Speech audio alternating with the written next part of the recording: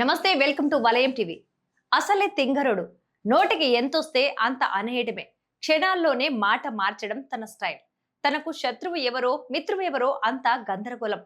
ఇన్ని చెప్పాక అతనెవరో మీకు తెలిసిపోయే ఉంటుంది. Yes, మీరనుకున్నది correct. అతనెవరో కాదు, అమెరికా అధ్యక్షుడు డొనాల్డ్ ట్రంప్. అమెరికా అధ్యక్ష పదవి ప్రపంచ రాజకీయాల్లో అత్యంత బాధ్యతాయుతమైంది. కానీ మన ట్రంప్ చేతిలో పడ్డాక ఆ కుర్చీ కాస్త స్టాండప్ కామెడీ స్టేజ్ లా మారిపోయింది. ఇంతకు ఈసారి ట్రంప్ ఏ బాంబు పేల్చాడు? అమెరికా అధ్యక్షుడు ట్రంప్ మరోసారి సంచలన వ్యాఖ్యలు చేశారు. ఇజ్రాయెల్లో తనకు విశేష ప్రజాదరణ ఉందని గొప్పలు చెప్పుకోవటమే కాదు, తన అధ్యక్ష పదవి ముగిశాక అక్కడ ప్రధానమంత్రి పదవికి పోటీ చేస్తారని ఓ స్టేట్మెంట్ ఇచ్చేశారు. ఇక్కడితో ఆగకుండా ఇజ్రాయెల్ ప్రస్తుత అధ్యక్షుడు నెతన్యాహు తనకు నమ్మిన బంటు అని, తను ఎంత చెబితే అంత అని గీత దాటడని వ్యాఖ్యానించారు. దేశం కోసం ఇరాన్ తో యుద్ధానికి దిగిన ఇజ్రాయెల్ ప్రజలు నెతన్యాహును సరిగ్గా గుర్తించడం లేదని, అలాగే అతని పట్ల గౌరవం ప్రదర్శించడం లేదని పాపం సానుభూతి వ్యక్తం చేశారు. అంతేకాదు, ఇజ్రాయెల్లో తనకు 99% ప్రజాదరణ ఉందని సెల్ఫ్ డబ్బా కొట్టుకున్నారు. పాపం పక్కనే కూర్చున్న నెతన్యాహు పరిస్థితి పగవాడికి కూడా వద్దు అన్నట్లు తయారైంది. ట్రంప్ ను నమ్ముకుని ఇరాన్ తో కయ్యానికి కాలు దువ్వినందుకు నెతన్యాహుకు మంచి మర్యాద దక్కిందని విశ్లేషకులు వ్యంగ్యంగా విమర్శిస్తున్నారు. ట్రంప్ ఇలా మాట్లాడడం మొదటిసారి కాదు. అతని మాటల్లో రాజకీయ ప్రకటనల అంటే మైకు దొరికింది కాబట్టి కుమ్మేసా అన్న ధోరణే అధికంగా ఉంటుందని పరిశీలకులు సెటైర్లు వేస్తున్నారు. ఇంతకు ట్రంప్ స్టైల్ ఇంతేనా, లేదా ఏదో సందర్భం వచ్చిందని లైటర్ వేలో కామెంట్లు చేస్తున్నారా అంటే లేదు, తన ధోరణే అంత అని మనం అర్థం చేసుకోవాలి. ట్రంప్ రాజకీయ శైలి ఏంటంటే ముందు మాట్లాడాలి, ఆ తర్వాత దాని గురించి ప్రపంచం జుట్టు పీక్కోవాలి. అందుకే ఆయన వ్యాఖ్యలు చాలా సార్లు వైట్ హౌస్ ప్రకటనల కంటే సోషల్ మీడియా మీమ్స్ కి ఎక్కువ మెటీరియల్ ఇస్తుంటాయి. ట్రంప్ అత్యంత నిరంకుశ ధోరణిలో ఓ నియంతలా వెనిజులా అధ్యక్షుడిని నిష్కారణంగా నిర్బంధించి పట్టుకుపోయిన సమయంలో వెనిజులా అధ్యక్షుడిని నేనే అంటూ చేసిన వ్యాఖ్యలు అంతర్జాతీయంగా చర్చనీయాంశంగా మారింది. అక్కడి రాజకీయ పరిణామాలపై స్పందిస్తూ వెనిజులా రాజకీయాల్లో అసలు నిర్ణయం తీసుకునేది నేనే అన్నట్టు చాలా మొండిగా వ్యవహరించారన్న విమర్శల్ని ట్రంప్ మూట కట్టుకోవాల్సి వచ్చింది. అసలు వెనిజులాపై ఎందుకింత దురాక్రమణ అంటే ఆ దేశ అధ్యక్షుడు సరిగ్గా పాలించడం లేదు, డ్రగ్స్ మాఫియాకు కాపు కాస్తున్నాడు. దాని వల్ల అమెరికాకు ఇబ్బంది కాబట్టే ఆ దేశాన్ని సరిచేయాలని ఈ చర్య చేపట్టినట్లు వ్యాఖ్యానించారు. ఈ వ్యవహార శైలి చూసిన చాలా మంది ఇంకో 2 రోజులు ఇలాగే కొనసాగితే లాటిన్ అమెరికా మ్యాప్ మీద ప్రాపర్టీ ఆఫ్ ట్రంప్ అన్న స్టిక్కర్లు కనిపిస్తాయేమో అంటూ వ్యంగ్యంగా నవ్వుకున్నారు.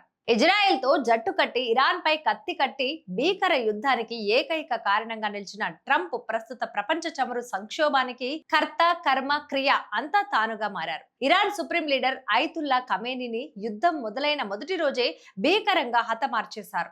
దీనికి కూడా ట్రంప్ చేసిన కుంటి సాగు నిజంగా నవ్వు తెప్పించేలా ఉంది. ఇరాన్ లో అయతుల్లా ఖమేనీని మంతఛాందస పాలన కొనసాగిస్తున్నారట. ఆ దేశంలో నిరసనకారుల్ని నిర్దాక్షిణ్యంగా హతమార్చారట.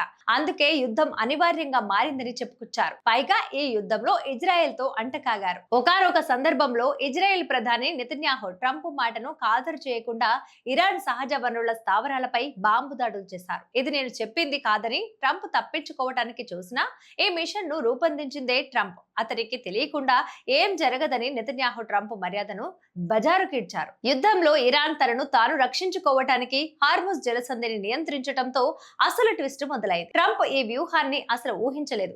ఇరాన్ చచ్చినట్లు లొంగిపోతుంది అనుకున్నారు. కానీ రక్తసిక్తంగా మారిన ఇరాన్ తెగించి మరీ అమెరికాకు సవాల్ విసురుతుందంటే దాని బలం హార్ముజ్ జలసంధి. ఇప్పుడు హార్ముజ్ జలమార్గాన్ని టోల్ ప్లాజాగా మార్చి తమ ఆదాయ వనరుగా మార్చుకుంటామని, యుద్ధంలో జరిగిన ఆర్థిక నష్టాన్ని ప్రపంచం నుంచి పైసా లెక్కగట్టి మరీ రాబట్టుకుంటామని ట్రంప్ కు ఛాలెంజ్ విసిరింది. రెచ్చిపోయిన ట్రంప్ తన సైన్యాన్ని హార్ముజ్ వద్ద మోహరించారు. దీంతో చమురు రవాణా స్తంభించి సంక్షోభం తీవ్రంగా మారింది. భారత్ తదితర దేశాలు అల్లాడిపోతున్నాయి. ఇంతటి ప్రాధాన్యం ఉన్న హార్ముజ్ జలసంధిపై కూడా ట్రంప్ జోకులేయడం మానుకోలేదు. మధ్యప్రాచ్యంలో అత్యంత కీలకమైన స్ట్రైట్ ఆఫ్ హార్ముజ్ గురించి మాట్లాడుతూనే దానిని ట్రంప్ జలసంధి అని పిలవచ్చంటున్నట్టుగా మీడియా ముందు చేసిన వ్యాఖ్యలు కూడా అప్పట్లో వైరల్ అయ్యాయి. ప్రపంచం చమురు రవాణాతో కీలకమైన ఆ జలసంధి పేరు మార్చేయటం అంటే గూగుల్ మ్యాప్స్ ఓపెన్ చేసి రీనేమ్ లొకేషన్ బటన్ నొక్కినంత ఈజీ కాదు సార్ అంటూ నెటిజన్లు ట్రోల్ చేశారు. అలాగే ట్రంప్ విచిత్ర వ్యాఖ్యల జాబితాలో గ్రీన్లాండ్ చేరింది. గ్రీన్లాండ్ ను కొనుగోలు చేస్తానని ట్రంప్ పిలుపునిచ్చారు. దేశాలు రియల్ ఎస్టేట్ ప్రాపర్టీలా అమ్మకానికి వస్తాయా అని చాలా మంది ఆశ్చర్యపోయారు. ఇంకొంచెం టైం ఇస్తే చంద్రుడిపై కూడా ట్రంప్ టవర్ కమింగ్ సూన్ అని బోర్డు పెడతారంటూ సోషల్ మీడియాలో సెటైర్లు వచ్చాయి. ట్రంప్ అహంకారానికి పరాకాష్ట ఏంటంటే ఏదో ఒక రోజు అమెరికా చుట్టూ ఉన్న దేశాలన్నీ తన డీల్ టేబుల్ పైకి వస్తాయని నమ్మడం. అందుకే పొరుగు దేశాలు కెనడా, మెక్సికో సాయం ఆర్థిస్తే చాలు, ఇంకెందుకు మీకు ఎలాగూ చేత కాదు, మా అమెరికాలో కలిపేయండి అని వ్యాఖ్యానించారు. కెనడా, అమెరికా కలిసినట్లు మ్యాప్ కూడా సోషల్ మీడియాలో పెట్టిన ఘనుడు మన ట్రంప్. కెనడాతో వాణిజ్య యుద్ధాలు, మెక్సికోతో సరిహద్దు గోడ వివాదం ఇవన్నీ చూస్తున్న విమర్శకులు ట్రంప్ ప్రపంచ రాజకీయాలను ఐక్యరాజ్య సమితి కంటే రియల్ ఎస్టేట్ మీటింగ్ లా చూస్తున్నారని వ్యాఖ్యానిస్తున్నారు. ప్రపంచ నేతలు సాధారణంగా ప్రతి మాటను తూకం వేసి మాట్లాడతారు. కానీ ట్రంప్ మాత్రం ఒక్కోసారి తూకం వేయడం అనే ప్రక్రియనే అవుట్ సోర్స్ చేసినట్టుగా కనిపిస్తారు. ట్రంప్ ఏ స్టేట్మెంట్ ఇచ్చినా ఇది నిజంగానే రాజకీయ ప్రకటన లేక మరోసారి ట్రెండింగ్ లోకి రావడానికి వేసిన డైలాగా అన్న అనుమానాలు వస్తుంటాయి. సో ఇదండి మన తింగరుడు ట్రంప్ వ్యవహారం. ఇవి ఇవాల్టి మన అప్డేట్స్. మరిన్ని అప్డేట్స్ కోసం వలయం టీవీని సబ్స్క్రైబ్ చేసుకోండి.